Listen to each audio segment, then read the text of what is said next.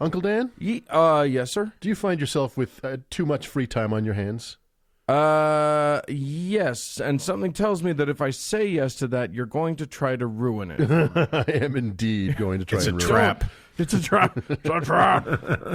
I mean, if you ever have enough free time to fill it with absolutely miserable text, Oh, well, that sounds like a good idea. I think Uncle Mark has the prescription for you. Do you have a recommendation, Uncle Mark? Unky Mark? You bet I do. I got something to fill those idle hours with something that'll just make you mad. Well, So that sounds delightful. yeah, this is what we do for our people, right? Here's how to get pissed off about some dumb thing for no reason at all. So, and what is that thing today, gentle uncles? I want to offer up something wonderful and enlightening for our listeners, but I can't. So I read a book, and I had high hopes for this book. No idea why.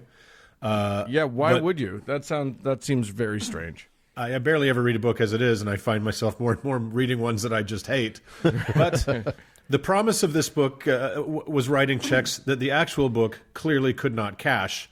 And that book is entitled simply Ezekiel, oddly, by an author of the same name. So that's kind of... You'd think. A little presumptuous. So, well, not exactly. It wasn't fully written by Ezekiel, as explained helpfully in the footnotes of the New Oxford Annotated Bible. Sorry, Doug.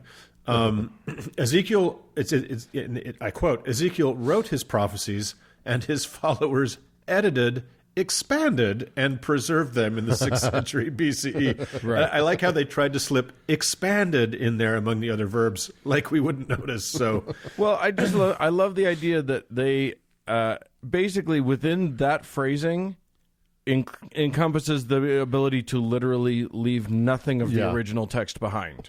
totally. And who the fuck has a copy of the original text? So, anyway. I've got one in my basement, but I'm not letting anybody see it. Yeah, it's a little damp for artifacts of that antiquity. Yeah, we've talked about this. I keep my shit damp. Put one of those silica gel packets on it. So what is this amazing book? Well, it's one of the Old Testament books attributed to the three major prophets, perhaps the uncles of a weirder, more brutal time, if you will. The other big hitters being Isaiah and Jeremiah.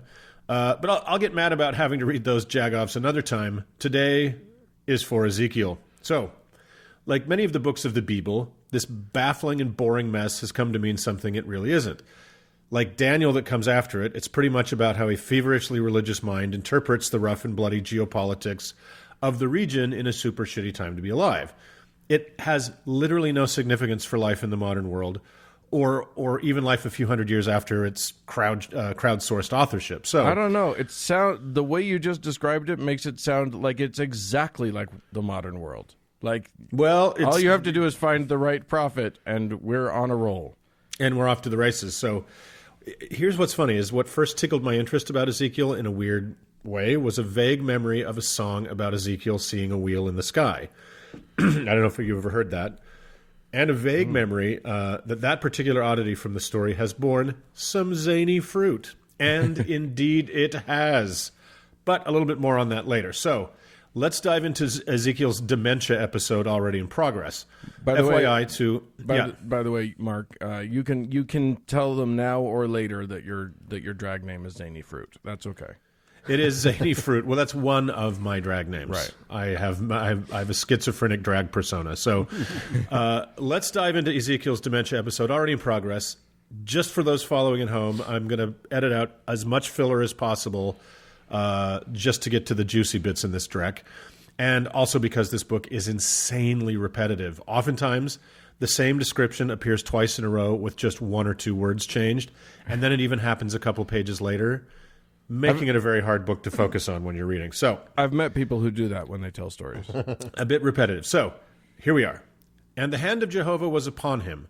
And I looked, and beheld a stormy wind came out of the north, a great cloud with a fire enfolding itself, and a brightness round about it. And out of the midst thereof, as it were glowing metal, out of the midst of the fire, and out of the midst thereof came the likeness of 4 living creatures. And this was their appearance. They had the likeness of a man, and every one had 4 faces, and every one of them had 4 wings, and their feet were straight feet, and the sole of their feet was like the sole of a calf's foot, and they sparkled like burnished brass, and they had the hands of a man under their wings on their 4 sides, and they 4 had their faces and their wings thus. Their wings were joined one to another. They turned not when they went. They went, I swear this is going somewhere. They went one straight forward. As for the likeness of their faces, they had the face of a man, and they 4 had the face of a lion on the right side, and they 4 had the face of an ox on the left side. And because why not? When you're in for a penny, you're in for a fucking pound. Please be a duck. They 4 also had the face of an eagle. Yes. Which, as we know, is forbidden to dine on in Leviticus. And their faces and their wings were separate above, and they went one straight forward. Whither the Spirit was to go, they went. They turned not when... Wait, I'm sorry. I'm trying to picture this thing, but you just told me that their wings were attached, and then you told me that they were separate. You told me that their faces were all attached, but then you told me that they're separate, and I'm not picturing this critter. I can't believe... how can I make it any simpler? I mean, I'm reading directly from the source. By the way, if any of our listeners feel like they need to, I encourage somebody to attempt to draw this thing and send it to us. Good luck with that. I'm seeing a hybrid of the bad guys in the Chronicles of Riddick and some like 10-bit villain from Metroid on Nintendo. It is so baffling. So, blah, blah, blah. Fire went forth, lightning. Now, as I beheld the living creatures, and this is where we're getting to the heart of the matter here. Behold, one wheel upon the earth beside the living creatures, for each of the 4 faces thereof. The appearance of the wheels and their work was like unto a barrel, like Beryl, and they 4 had one likeness, and their appearance and their work was as it were a wheel within a wheel. As for their rims, they were high and dreadful, and they 4 had their rims full of eyes round about. And when the living creatures went, the wheels went beside them. And when the living creatures were lifted up from the earth, the wheels were lifted up. Whithersoever the Spirit was to go, they went. Thither was the Spirit to go, and the wheels were lifted up beside them. And it goes on and on and on and on. So, the wheels. Is this the origin of the song, the round like a circle in a spiral, like a wheel within a wheel? Never any. You guys know that song? No? What's that from? About the wheel in the sky keeps on turning. Yeah. That's all I can sing. All of them. That's right. It's really we turned both had into turned into a rock station on a Saturday afternoon. So anyway. It's the Wheel 97.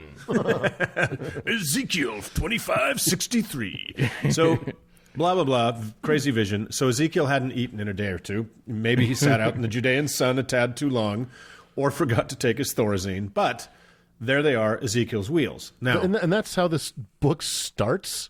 that is Ezekiel 1. Wow. Yikes. There they are. Ezekiel's wheels. Some references say they're the wheels of God's chariot.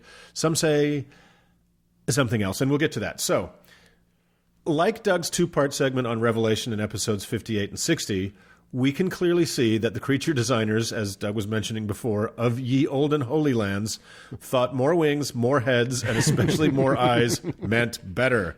But nowadays, we just call that stupid. Now, no when to quit, monster guys. But this is the inciting incident where little old Ezekiel, just a regular kid from Muncie, was singled out by God to yell at the Jews who kept losing his number like the prophets before him and the ones who would come after. Right. And that's pretty much what God wants from Ezekiel. Just go everywhere and tell those fuckers how much I'm going to fuck them up because of menstrual blood and lack of circumcision, and that's pretty much it. Mostly that, right? So how much shit talk does God do against the Jews? Well, just from chapters 3, 4, and 5, a mere 86 verses of rambling threats and rage. Then he takes a few verses off before diving back in. Seriously, these fucking... You gotta come up for air sometimes. Well, these fucking psychotic rambling threats of genocide and torture are easily 2/3 of Ezekiel. Well, and I mean, God's all talk because he never does anything. I mean, nothing bad ever happened to the Jews, so they're that's great. clearly a bluff. Yeah, they're doing fine. So, before we dive into more of that, it's snack time. Yay. Doug, If you were hanging out watching the seas turn to blood and beasts eating beasts who in turn ate beasts in Revelation land and got a little snacky, what would John of Patmos serve you? I think he'd serve me up a little book. A moose book. You're an amuse book. You're exactly right. And so the same loving God offers Ezekiel a little scroll to eat, which he does, and happily reports it tastes like honey. Okay. Thus ends the only nice thing God can muster in this nearly 80-page fucking Kevin Spacey from Seven style ransom note. Wait, so Douglas, did you know that answer? Because like there was a book eating bit in Revelation. Yeah, wasn't that's there? right. Is that what you were doing? That's right. So I don't. Let me ask you this, Uncle Mark: are there trumpets somewhere in this story? If there are, they are only used as instruments with which to kill. Okay, so it's not. It's not. Revelation isn't a total remake of Ezekiel. It just uses a bunch of the source material. Yeah. It's I read in the I couldn't get lost in the footnotes because I also think it's kind of important to try to read these stories without overburdening them with a lot of context, quote unquote context, because this is the whole issue of the toxicity of them is that the American evangelicals and Southern Baptists don't really, right? So, but they find meaning in them. So you just read it without a lot of that context. Anyway, but even when they add the context in, a lot of the time they're bending even the context to make it make any kind of sense whatsoever. Of course. You can't trust, these biblical scholars who decide that, oh, well, all of this makes sense if you look at this and this and this. And 90% of the time, they are stretching just as much as those who don't know, like, the ancient Hebrew and don't know the ancient, well, this word can also be used to mean, boat as well as, whatever. Right. Well, that's presupposing, too, that context makes everything better. Right. Like sometimes context makes it much worse. Totally. It makes it much worse. Yeah, but they don't go in for that stuff. No. They don't talk about context then. And just because it is an interesting little nugget of context, according to the New Oxford Annotated Bible, the eating of a text is symbolic of gaining the knowledge, right? So, but it doesn't really. What is the honey flavor symbolic of? It's something Cheerios offers on top of it, just to make your morning a little better, because Ezekiel's about to have some really bad days. So, God often tires of saying, I hate you so fucking much, I'm going to fucking kill you all, motherfuckers, I hate you. So he starts creating all these artful little vignettes to ornament his rage and make it palatable for all audiences. I give you, ladies and gentlemen, Ezekiel 4. Thou also, son of man, take thee a tile, and lay it before thee, and portray upon it a city, even Jerusalem, and lay siege against it, and build forts against it. Now he's talking about like a little brick, right? And cast up a mound against it, set camps against it, and plant battering rams against it round about. And take thou unto thee an iron pan, and set it for a wall of iron between thee and the city, and set thy face toward it, and it shall be besieged, and thou shalt lay siege against it. This shall be a sign of the house of Israel. Moreover, lie upon thy left side, and lay the iniquity of the house of Israel upon it, according to the number of the days that that's in brackets for some reason, the number of days that thou shalt lie upon it, that thou shalt bear their iniquity. For I have appointed the years of their iniquity to be unto thee a number of days, even 390 days. So thou shalt bear the iniquity of the house of Israel. And again, when thou hast accomplished these, thou shalt lie on thy right side, and shalt bear the iniquity of the house of Judah for 40 days. Each day for a year have I appointed thee, and thou shalt set thy face toward the siege of Jerusalem, with thine arm uncovered, and thou shalt prophesy against it. And behold, I lay bands upon thee, and thou shalt not turn thee from one side to another. So basically he's telling this guy just to lay on his side by a brick little war model he's built. Yeah, I stopped listening a long time ago, but it sounded to me when I was paying attention, it sounded like basically the Lord was commanding him to do a Lego model of a war while he was lying down on his right side and like for more than a year. And like use a pan as a wall, and he was like, yeah and this would be cool, and like, and then these guys come in and woo. And then I'm like, yeah. Is he doing this like in the town square of Jerusalem to demonstrate what's coming, or is this? Well, I don't know. I hope not, because later he commands him to cook these little loaves of bread over human poo. Oh. Like you do. Like you do. I have given thee cow's dung for man's dung, and thou shalt prepare thy bread thereon. Yeah. And he ordered him that he could only drink the 1/6 part of a hin of water every day. And I looked that up, and it's 0.67 of a pint. So, Okay. you know what? As we've said many times on the show, all the answers, they're right here, guys. Everything you need to know about anything. My dad used to call me and my sister half pint when we were little, and now I know that it's just a bit of a hin. Yeah, it's a 1/6 portion of a hin or whatever. So anyway, let's leave the little weird guy with his Civil War model aside. Right. So that was a fun little bit of sketch tragedy. But God is pretty impressed with his creative writing. Quick note, I'm not. And he really loses himself in his fables of genocidal rhyme. He paints an endless stream of Kincaid-like allegories of how shitty and useless the Israelites are, comparing them to vines that are only good for burning, to bad shepherds who fuck everything up and deserve to die, to a man-eating lion that deserves to die, to, and I quote, whores who deserve to die, more on that in a jiff, to a vine again, to a nice ring he throws in a fire, to several metals with low melting temperatures that, yes, he will burn in a fire, to a cedar tree with too high a regard for its beauty that deserves to die, to whores that deserve to die, to wolves who deserve to die, and even to a fine sailing ship, leading to surely the strangest verse in all the Bible, in Ezekiel 27, and I quote, "The elders of Gebal and its artisans were within you, caulking your seams."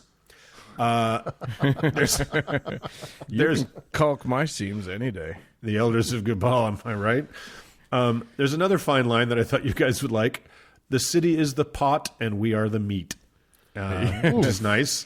Jesus. And funnily enough, there's a weird, almost self-aware, singular moment of comedy in Ezekiel 21:48, where Ezekiel your Lord's yelling at him again, and Ezekiel says, "Then I said, Ah, Lord, they are saying of me, is he not the maker of allegories?"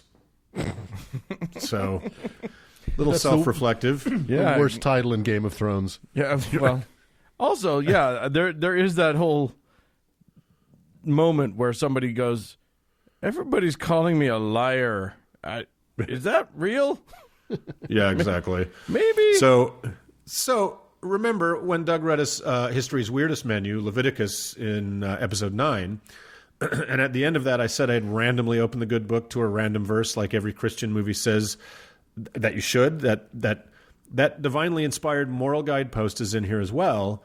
That is Ezekiel 6:12, and I quote, "Those far off shall die of pestilence, those nearby shall fall by the sword, and any who are left and are spared shall die of famine. Thus I will spend my fury upon them." And this is God not talking about the enemies of his chosen people, but rather his chosen people themselves. Yeah. Cute.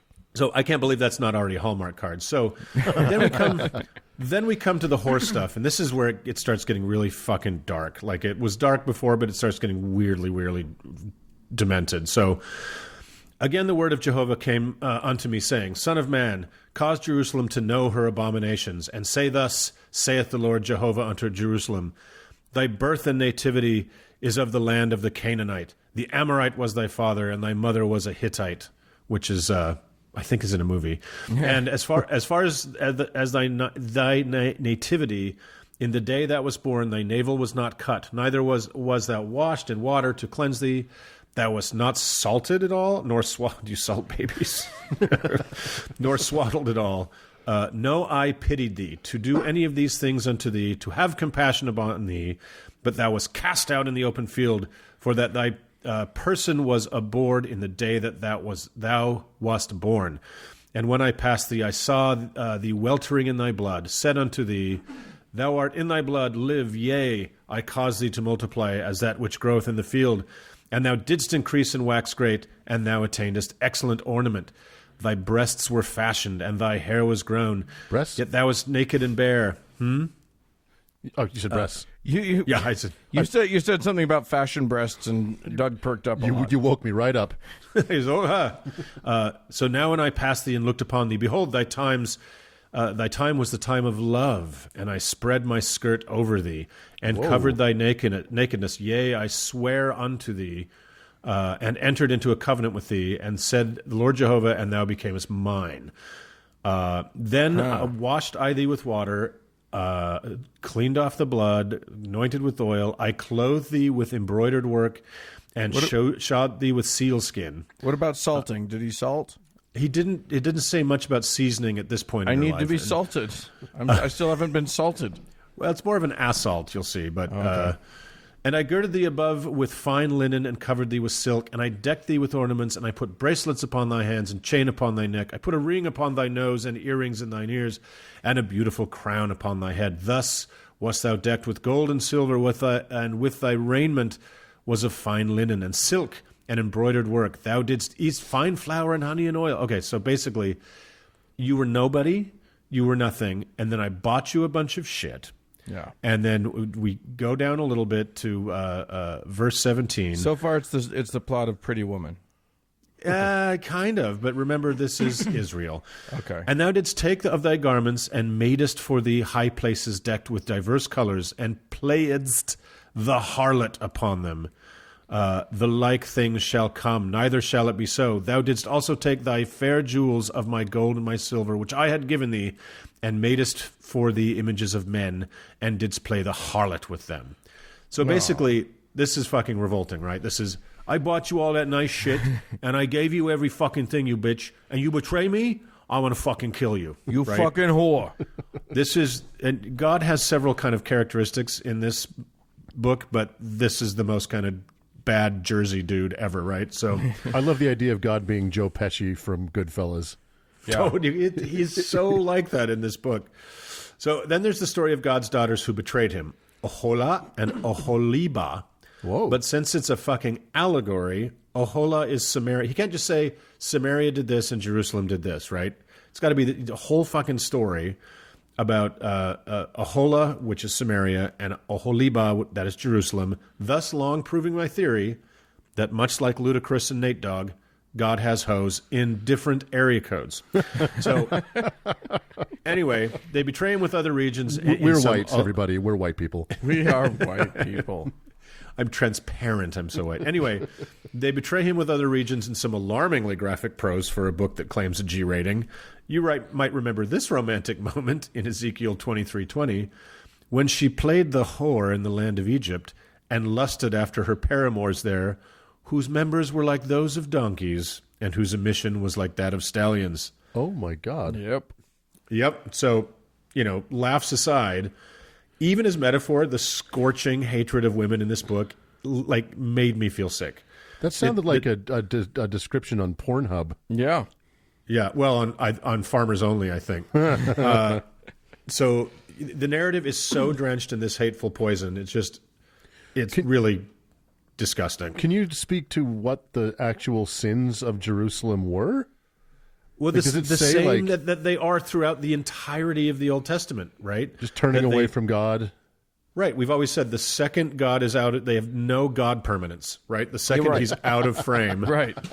They're banging on some new idol, right? They Even if he's just off in the distance burning like a bush, they're like, yeah, but I've got all this gold and I'm really itching to make a cow. Yeah, he literally shows himself bodily to them over and over again. Right. And they're like, cool trick, let's make a cow. Which is really funny because he hasn't shown his goddamn face or even done a proper miracle for at least 2,000 years. Yeah. And people still love him just fine. I don't know, man. I found my car keys the other day. It's quite a story. Ooh, that is amazing. So Uncle Doug is now leaving the show and going to start his ministry. Well, what do they say? Absence breeds affection, right? So maybe they just saw too much of him. So maybe now that he's playing a little harder to get, they actually want him back. I don't know. It's so stupid. So. More than anything else, I think that, like a lot of the books in the Old Testament, this book gives us an unfiltered look at the real character of the God of the Bible.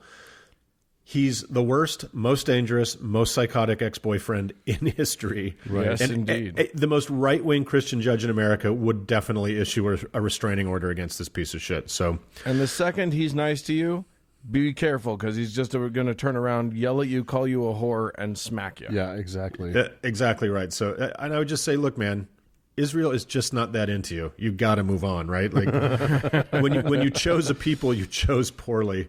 So I just hate this book so much. So let's just rapid fire through the last few bits of it. Okay. And it's not just the Israelites that hate that God hates with the heat of 1,000 geocentric suns, as we were mentioning earlier.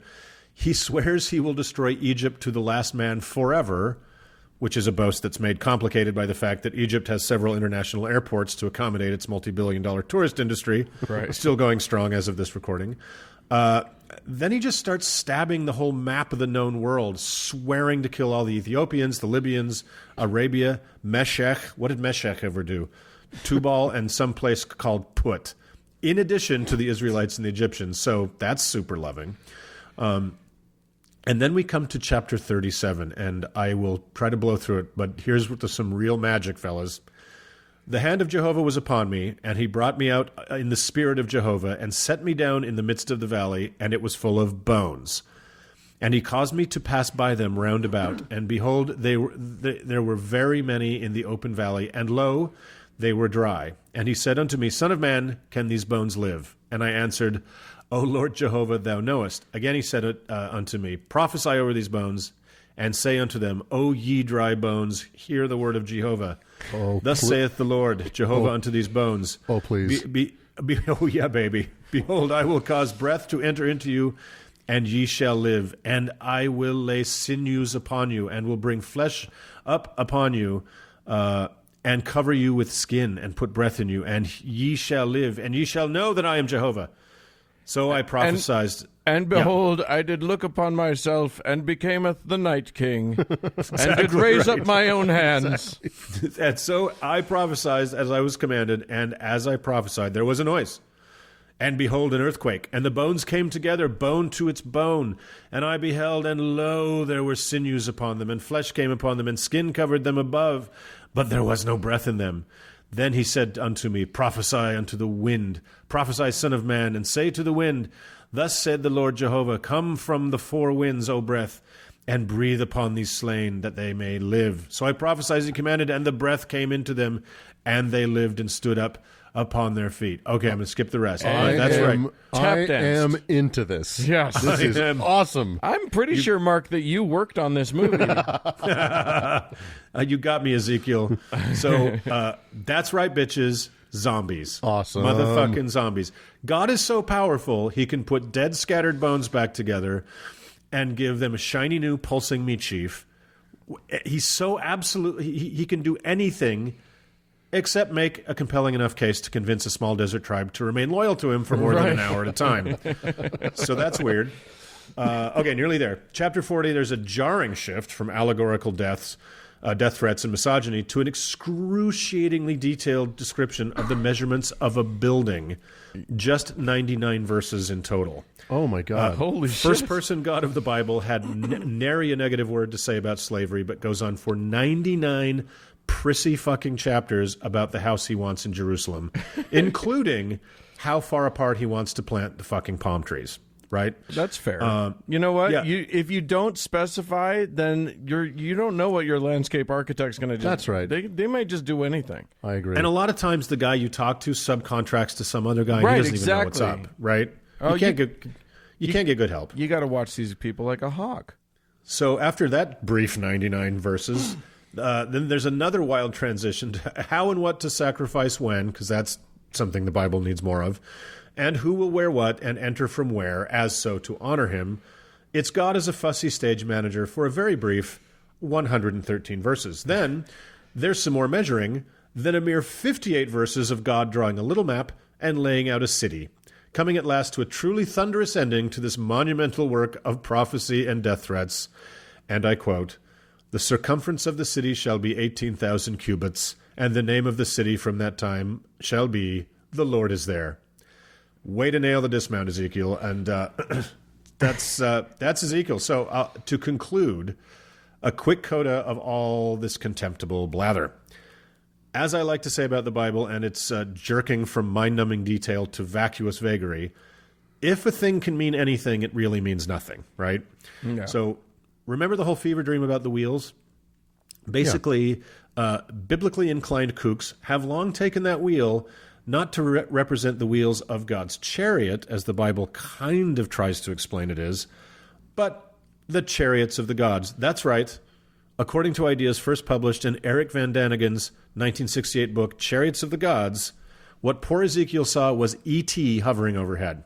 Yes. So we'll dive into the Chariots of the Gods another time, but the ancient astronaut conspiracy has some major traction in Crazyland, and not so Crazyland, as evidenced by a book written by Joseph Blumrich in 1974 called The Spaceships of Ezekiel, in which he actually proposes engineered blueprints of possible spacecraft based on that very clear vision Ezekiel had. And this ridiculous moonbat happened to write this book while he was the chief of NASA's System Layout Branch of the Program Development Office at the Marshall Space Flight Center. Jesus Christ. So his tinfoil hat was made by a top-secret billion-dollar federal program. Tinfoil hat was made of titanium. Right. And the last weird thing about this is the song that I remember, I did find it. It's called Ezekiel Saw the Wheel. And it's a weird, peppy gospel song that makes as much sense as the book it takes its name from. There are several versions, including one by Johnny Cash, if you can believe it. But the Louis Armstrong one adds a lot of extra detail that make the book seem even weirder. And we can't play it because of the laws of man. But I'll put a link to it in the show notes, and you can enjoy it if you want. So that's it for Ezekiel, boys. I want everybody to know that I so love our listeners, I gave my only begotten Saturday for this trash. So don't read it. For fuck's sake, don't make your kids read it. Do something useful instead, like drill a hole in your head. You know, it seems like the prophecies of the Bible, like the movies of the MCU, all have like similar themes, right? There's things that keep recurring and coming back. Ridiculous measurements, specific lots of sacrifice rules. Yeah. Recipes for food we would never eat. So yeah, it's good to know it rhymes. And God is Thanos, but without the actual kind of idea that he's saving the universe by killing half of it. He's just pissed off and wants to kill everybody. And without the actual like stick-to-itiveness to actually snap his fingers when he says he's going to. Right. He just makes he uses his prophets to yell at his chosen people for him. It's right. He's mostly a whiner, is what he is. Yeah, he's just a prissy fucker. So all right, I don't like him. Let's be done with it. Let's move on.